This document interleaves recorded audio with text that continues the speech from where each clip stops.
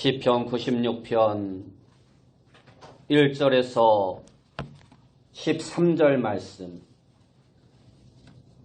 시편 96편 1절에서 13절 말씀. 제가 가진 성경으로 구약성경 873페이지입니다. 구약성경 873페이지 시편 96편 1절에서 13절 말씀 제가 봉독해 드리겠습니다. 새 노래로 여호와께 노래하라. 온 땅이여 여호와께 노래할지어다. 여호와께 노래하여 그의 이름을 송축하며 그의 구원을 날마다 전파할지어다. 그의 영광을 백성들 가운데 그의 기이한 행적을 만민 가운데 선포할지어다. 여호와는 위대하시니 지극히 찬양할 것이요 모든 신들보다 경외할 것이며 만국의 모든 신들은 우상들이지만 여호와께서는 하늘을 지으셨음이로다. 존귀와 위엄이 그의 앞에 있으며 능력과 아름다움이 그의 성소에 있도다. 만국의 족속들아 영광과 권능을 여호와께 돌릴지어다. 여호와께 돌릴지어다. 여호와의 이름에 합당한 영광을 그에게 돌릴지어다. 예물을 들고 그의 궁정에 들어갈지어다. 아름답고 거룩한 것으로 여호와께 예배할지어다. 온 땅이여 그 앞에서 떨지어다. 모든 나라 가운데 이르기를 여호와께서 다스리시니 세계가 굳게 서고 흔들리지 않으리라. 그가 만민을 공평하게 심판하시리라 할지로다. 하늘은 기뻐하고 땅은 즐거워하며 바다와 거기에 충만한 것이 외치고 밭과 그 가운데 있는 모든 것은 즐거워할지로다. 그때 습의 모든 나무들이 여호와 앞에서 즐거이 노래하리니 그가 임하시되 땅을 심판하러 임하실 것임이라. 그가 의로 세계를 심판하시며 그의 진실하심으로 백성을 심판하시리로다. 아멘. 우리 옆에 분들과 인사합시다. 만나서 반갑습니다. 다시 한번 인사합시다. 오늘도 큰 은혜 받읍시다. 오늘 우리가 읽은 말씀을 통해서 예배라는 제목으로 함께 은혜의 말씀을 나누길 원합니다. 예배는 우리 그리스도인의 삶을 가장 그리스도인답게 만드는 가장 핵심적인 것입니다. 그리스도의 삶과 비그리스도인의 삶을 구별하는 것이 있다면 그것은 바로 예배입니다. 바울은 에베소 교회에게 보내는 편지에 이렇게 말하였습니다. 에베소서 1장 11절과 12절 말씀에 보면 모든 일을 그의 뜻의 결정대로 일하시는 이의 계획을 따라 우리가 예정을 입어 그 안에서 기업이 되었으니 이는 우리가 그리스도 안에서 전부터 바라던 그의 영광에 찬송이 되게 하려 하심이라 하고 말씀하고 있습니다. 이 말씀은 하나님께서는 우리들을 통해 예배를 받기 원하십니다라는 말입니다. 왜냐하면 찬양은 예배의 핵심적인 내용이기 때문입니다. 그러나 문제는 오늘날 많은 성도들의 삶에서 예배가 그렇게 중요하게 생각되지 않는다라는 것입니다.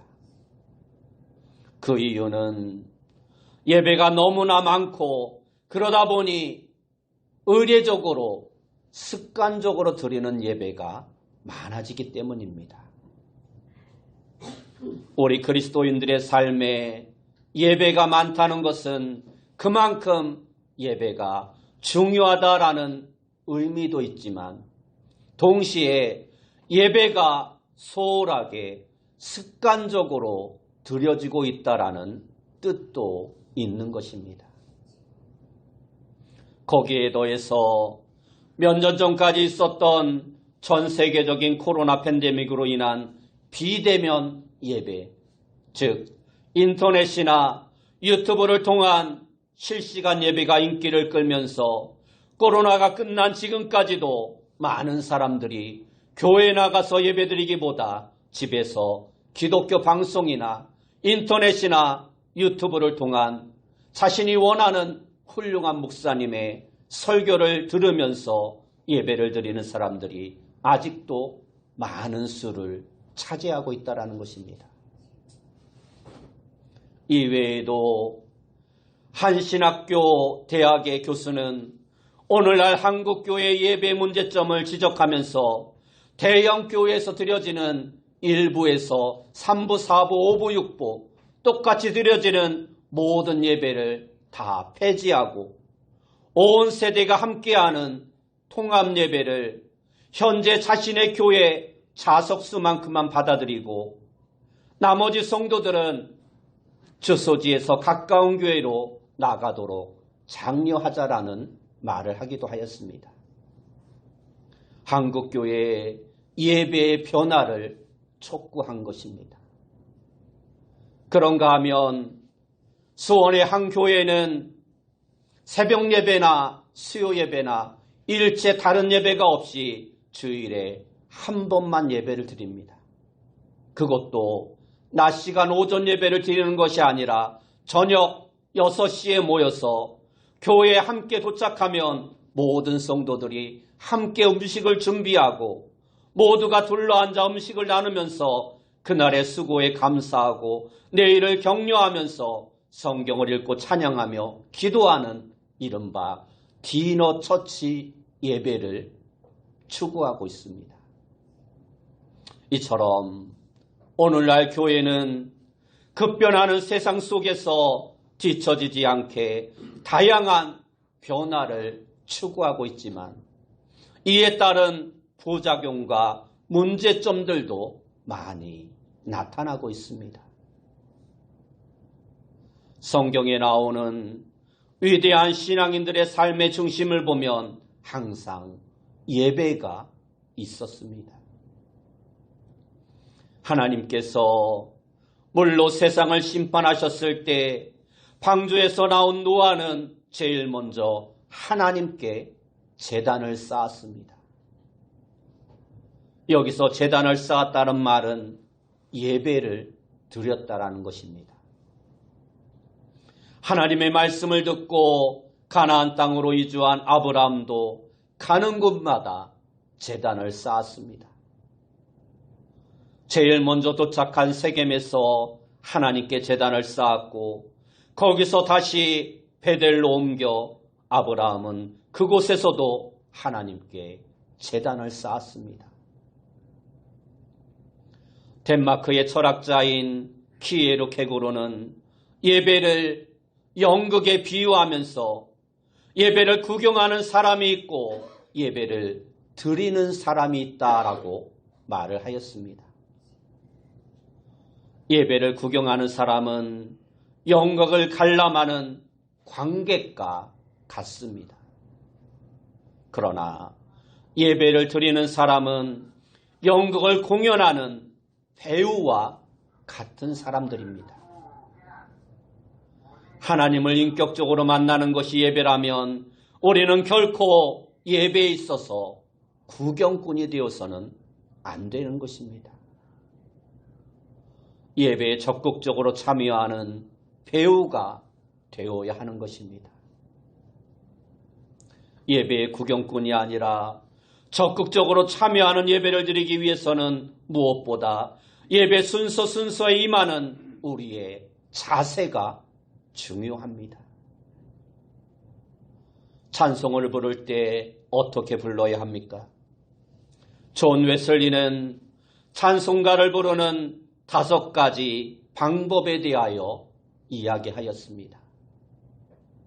첫째로 다 함께 합심하여 부르라 했고, 둘째로는 열심히 부르라고 하였으며, 셋째로는 겸손한 마음으로 부르라고 하였고, 넷째는 너무 느리지 않게 부르라고 했으며, 마지막 다섯 번째는 영감을 가지고 부르라 말씀하였습니다. 또한 예배에 적극적으로 참여하기 위해서는 말씀을 듣는 우리의 태도 또한 너무나 중요합니다. 우리 개신교회에 있어서 예배에 있어서는 설교 말씀이 가장 강조되고 있습니다. 예배 중에 다른 순서도 중요하지만 설교는 하나님의 말씀을 듣는다는 의미에서 매우 특별한 의미를 가지고 있습니다. 그러한 의미에서 설교자는 하나님의 말씀을 선포하는 사람입니다. 하나님의 말씀을 올바로 듣는 태도는 마태복음 9장 12절 말씀에 잘 나와 있습니다. 마태복음 9장 12절 말씀을 보면 예수께서 들으시고 이르시되 건강한 자에게는 의사가 쓸데없고 병든 자에게라야 쓸데있느니라 하고 말씀하고 있습니다. 건강한 사람에게는 의사가 필요 없고 병든 사람에게 의사가 필요한 것입니다. 하나님은 예배 중에 그 말씀으로 우리를 치유하시고 우리를 바로잡아 주시고 때로는 우리를 책망하시고 우리를 격려해 주시며 우리에게 지혜를 주시고 소망과 힘을 공급해 주십니다. 이것을 신학적인 용어로 예배의 초월적인 기능이라 말을 합니다. 예배를 통하여 인격적인 하나님을 경험한 사람은 자신의 문제를 초월할 수 있는 은혜가 그에게 주어진다라는 것입니다. 우리가 예배에서 은혜를 받았다는 것이 바로 이러한 경험을 말씀하고 있는 것입니다. 시편 73편 17절 말씀에 보면 하나님의 성소에 들어갈 때에야 그들의 종말을 내가 깨달았나이다 하고 말씀하고 있습니다.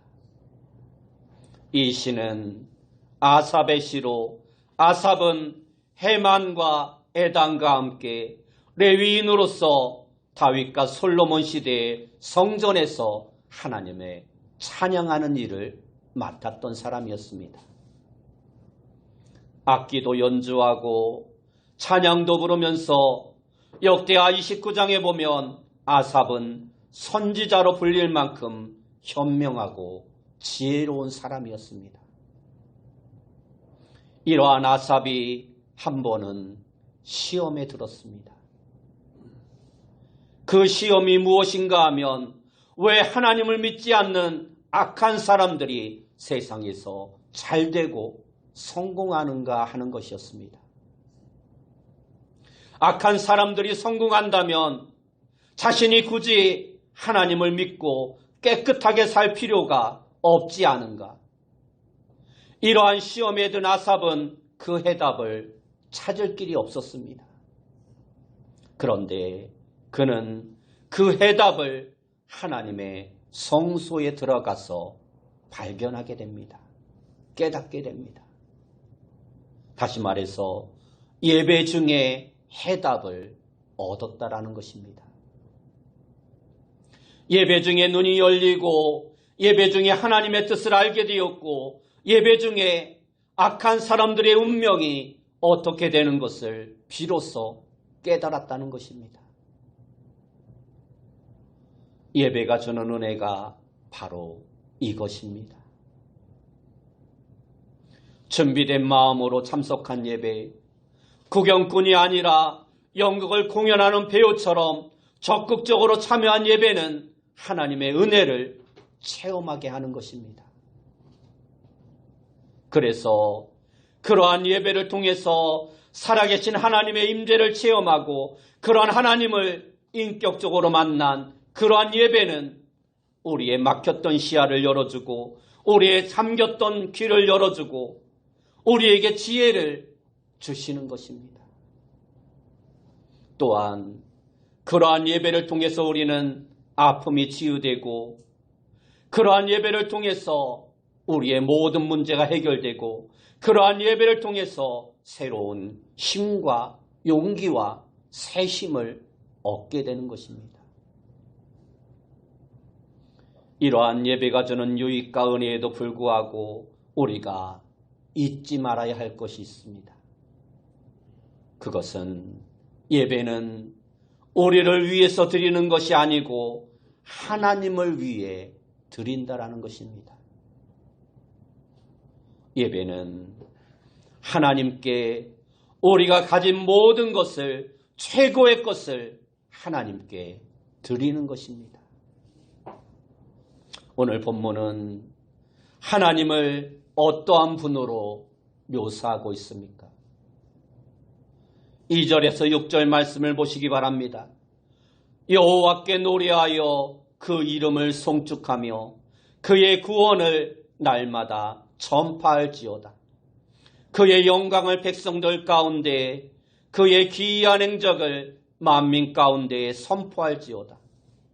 여호와는 위대하시니 지극히 찬양할 것이요 모든 신들보다 경외할 것임이며 만국의 모든 신들은 우상들이지만 여호와께서는 하늘을 지으셨음이로다. 존귀와 위엄이 그의 앞에 있으며 능력과 아름다움이 그의 성소에 있도다 하고 말씀하고 있습니다. 시인을 통해서 고백되고 있는 하나님은 우리를 구원하신 분이며 우리를 기이한 행적을 행하시는 분이시고 위대하시고 모든 신들보다 경외할 뿐이라 말씀하고 있습니다. 또한 만국의 모든 신들은 우상들이지만 여호와는 하늘을 지으신 분이시고 존귀와 위엄이 있으신 분이시며 능력과 아름다움이 있는 분이라 말씀하고 있습니다. 이처럼 하나님은 이 세상의 그 무엇과도 비교할 수 없는 가장 존귀한 분이십니다. 가장 위대하고 높고 크신 분이십니다.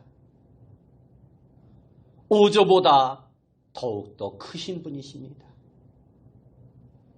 이 세상에서 하나님과 같은 분은 그 무엇도 그 누구도 없습니다. 그러므로 하나님이 이러한 분임을 발견한 사람은 그분을 찬송하고 경배하지 않을 수 없는 것입니다. 이것이 바로 예배인 것입니다. 오늘 본문 7절에서 9절 말씀에 보면 만국의 족속들아 영광과 권능을 여호와께 돌릴지어다. 여호와께 돌릴지어다. 여호와의 이름에 합당한 영광을 그에게 돌릴지어다. 예물을 들고 그의 궁정에 들어갈지어다. 아름답고 거룩한 것으로 여호와께 예배할지어다. 온 땅이여 그 앞에서 떨지어다 하고 말씀하고 있습니다. 이 말씀을 보면 반복해서 하나님을 예배하라 말씀하고 있습니다. 영광과 권능을 돌리라고 말씀하고 있고 여호와의 이름에 합당한 영광을 돌리라 말씀하고 있으며 예물을 들고 성전에 들어가 예배하라 말씀하고 있습니다.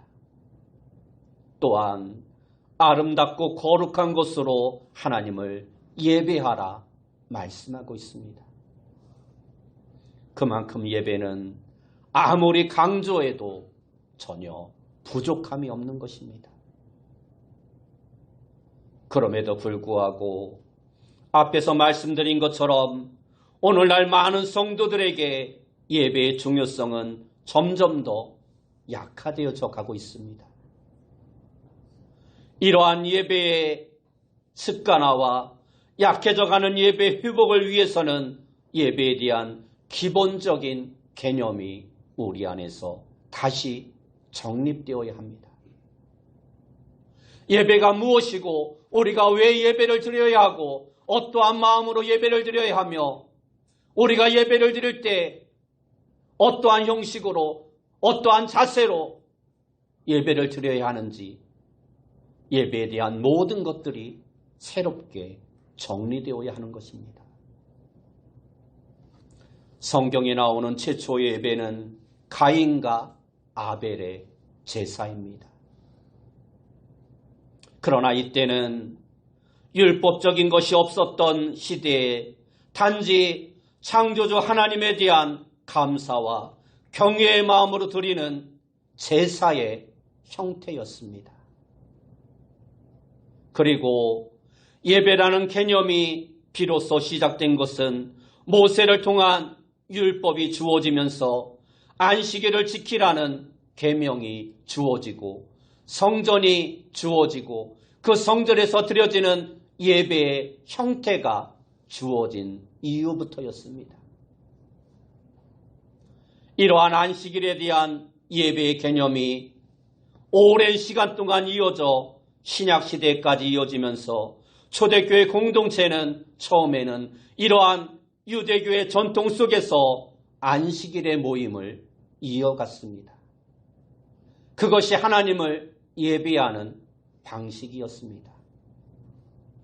그러나 예수님의 부활과 승천 사건 이후로부터 그리스도인들은 주님의 부활을 기념하여 모이기 시작하였고 그날을 한 주간의 첫날, 이 한 주간의 첫날은 안식일 바로 다음 날입니다. 그날을 주의 날이라고 기록하면서 기본적으로 유대인들이 지켰던 안식일과 구별하려 하였습니다. 초대교회 시대에는 기독교인들이 가능한 한 주일에 아침 일찍과 저녁 시간에 모였습니다. 그 시간을 택한 이유는 당시까지만 해도 주일이 공휴일이 아니었습니다. 매일같이 똑같은 요일이었고 일요일도 주일이 아닌 똑같이 일하는 날이었습니다. 그래서 많은 그리스도인들이 낮에 예배드릴 자유의 시간을 얻지 못하였습니다. 그래서 일하기 전에 아침 일찍이나 아니면 모든 일을 마친 후에 저녁 시간에 모였던 것입니다. 그렇게 드려지던 예배가 321년 로마의 콘스탄틴 황제 때부터 주일이 공휴일로 지정되면서 예배가 주일 낮에 드려지게 된 것입니다. 그러나 사도 바울의 영향 아래 있었던 이방 그리스도인들은 유대인들의 율법으로부터 자유로웠기에 안식일을 지켜야 한다는 어떠한 의무감도 없었습니다. 그래서 그들은 예배를 위한 요일을 안식일로부터 일요일로 옮기는 것에 대하여 전혀 문제될 것이 없었습니다. 그래서 자연스럽게 예수님의 부활을 기념하는 일요일을 주일로 지키게 되었고 이것이 그대로 초대교회로 옮겨져 주일을 예배의 날로 거룩하게 구별하여 지키게 되었으며 여기에서 바로 주일 성수라는 용어가 처음 등장하게 된 것입니다. 초대교회 성도들이 주일을 지키는 데는 몇 가지 원칙이 있었는데 그 첫째는 그침이라는 것입니다. 이것은 단지 일 자체의 그침만이 아니라 하나님을 우리의 삶의 중심에 두지 않고 살아갈 때 생겨나는 모든 것에 대한 그침을 의미하는 것입니다. 하나님을 섬기고 하나님을 예배하기 위하여 모든 것을 그치고 근심, 걱정, 긴장, 욕심까지도 그치는 것을 포함하는 오직 하나님만을 예배하는 그침의 성격이 곧 주일 예배였습니다. 둘째는 쉼이라는 단어입니다. 쉼은 하나님의 창조 질서였으며 그분을 깊이 이해하는 참된 도구였습니다.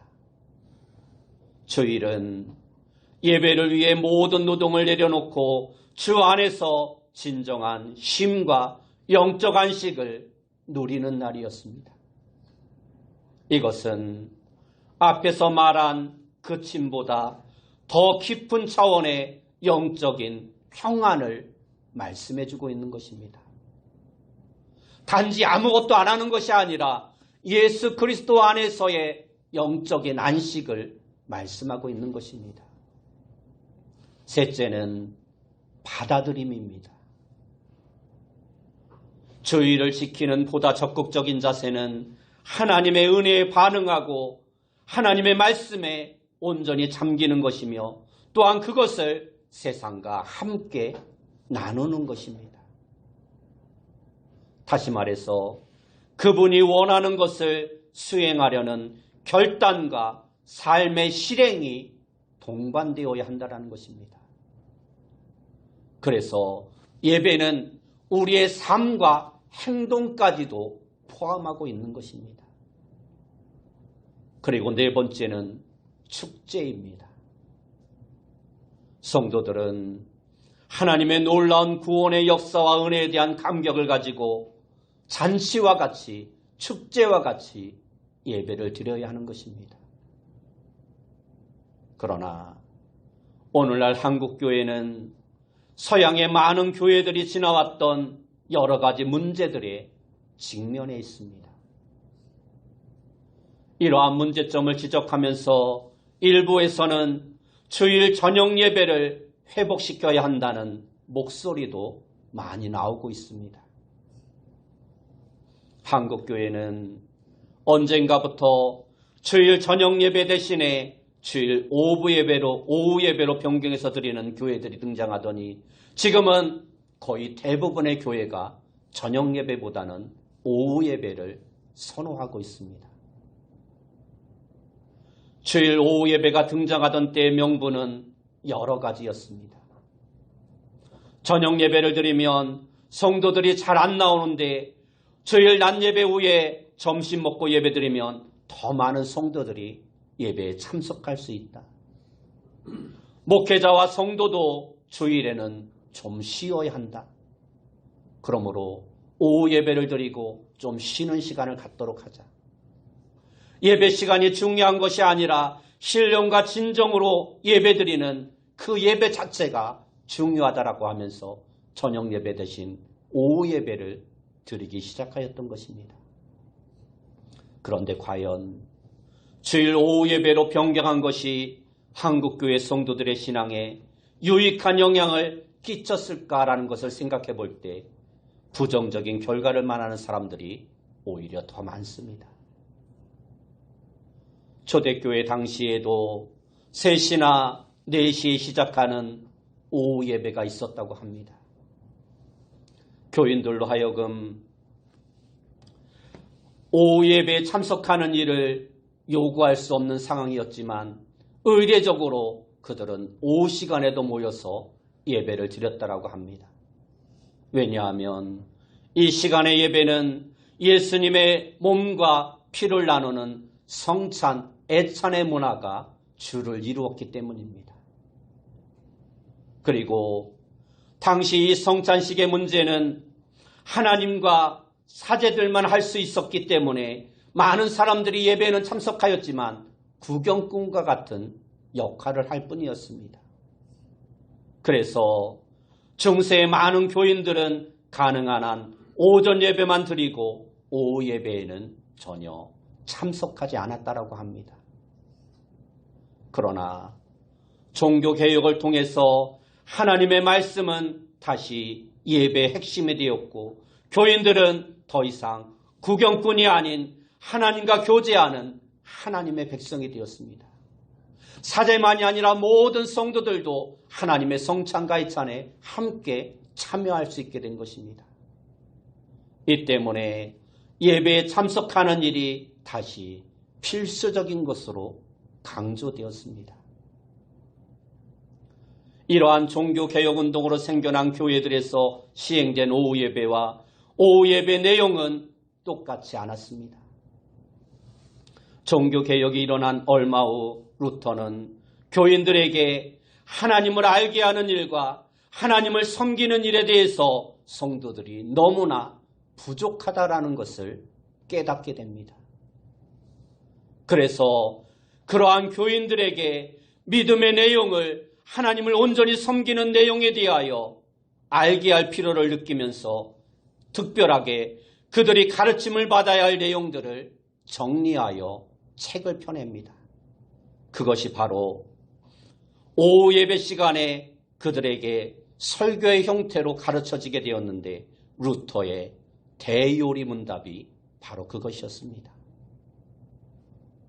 루터뿐만 아니라 칼빈도 요리문답을 썼습니다.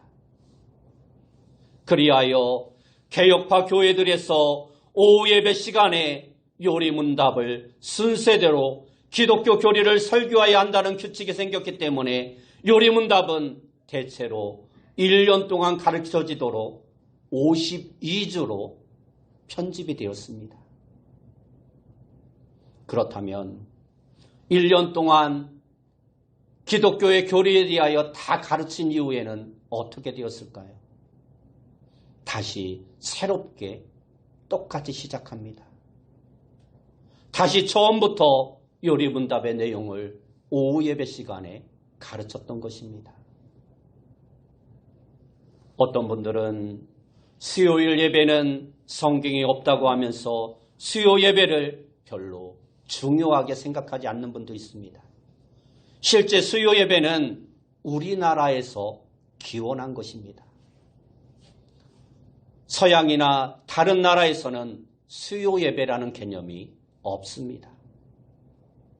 어느 시대이든지 성교지에 가서 처음부터 정해진 날과 시간에 예배를 드린다는 것은 참으로 힘든 일입니다. 기독교 나라가 아닌 우리나라에서는 공식적으로 예배 생활이 이루어질 수 없었기 때문에 주일 예배 위에 저녁 예배 시간이 활성화되었던 것입니다. 선교사님들이 가만히 보니까 사람들이 낮에는 열심히 일하는데 저녁 시간에 사람들이 모이면 뭘 합니까? 옛날 우리나라 사람들이 저녁 시간에 뭘 했을까요? 많이 하는 거 있잖아요. 고스톱, 화토, 노름을 합니다. 이러한 부정적인 것을 없애기 위해서 선교사님들이 썼던 것이 그 시간에 기도회를 하고 성경을 가르치고 하나님의 말씀을 가르치는 시간을 갖자 해서 주일 일주일 동안의 시간이 너무 길기 때문에 3일 기도회로 모여서 기도회를 하고 말씀을 가르쳤던 것이 수요 예배의 기원입니다. 새벽 예배도 마찬가지입니다. 새벽 예배도 서양에는 없습니다. 우리나라에만 있습니다. 한국 선교사님들이 하나님의 말씀을 가르칠 때 우리나라 사람들이 잘 아는 습성이 있습니다. 뭡니까? 새벽 시간에 정한수를 떠놓고 비나이다, 비나이다. 이러한 것들을 보면서 새벽 시간 아침 일찍 많은 사람들이 일을 나가기 때문에 그 일 나가기 전에 하나님 앞에 예배드리고 하루를 시작하라고 해서 새벽 예배가 생겨난 것입니다. 이러한 새벽 기도의 열풍은 1907년 평양 대북운동을 통해서 전국으로 퍼져나가게 되었고 길선주 목사님이 목회하시던 장대행 교회에서 이 새벽 기도회가 대부흥을 이루면서 전국의 모든 교회로 새벽 예배가 퍼져나가게 됩니다. 이것이 새벽 예배의 역사입니다. 이처럼 새벽 예배는 단순히 하루를 시작하는 기도를 넘어 하나님의 응답을 구하며 공동체가 함께 영적인 힘을 얻는 한국교회만의 독특한 영성적인 예배였던 것입니다.